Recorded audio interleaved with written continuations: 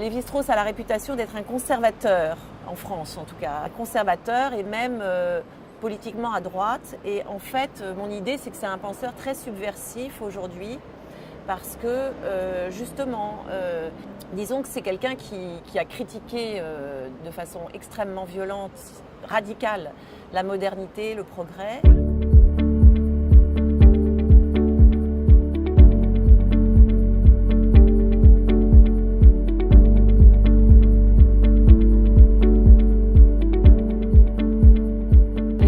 Arrivé au Brésil en 1935 avec d'autres savants français.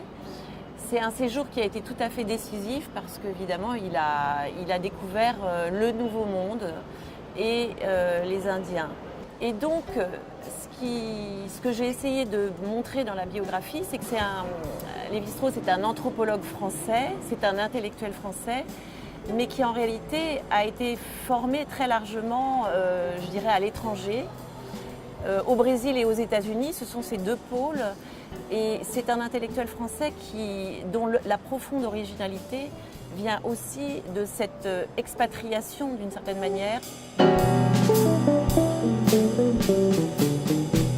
Lévi-Strauss, qui a la réputation d'être un savant austère, très sérieux, très grave.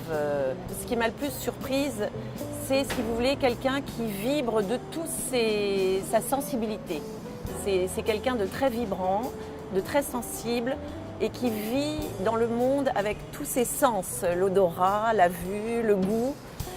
Quand on lit Triste Tropique, on s'en rend compte, mais il est extrêmement fin, si vous voulez, sur la vie sensible, quoi.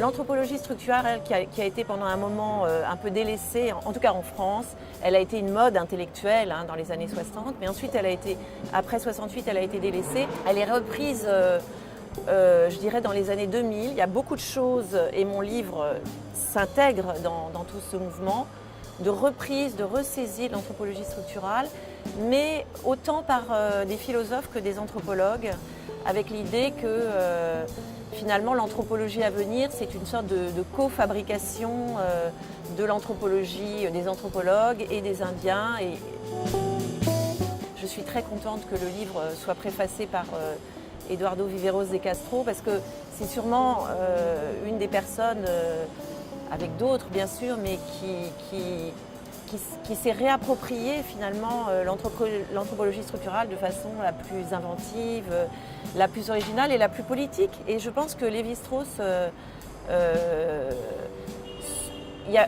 se serait reconnu dans cette politique-là.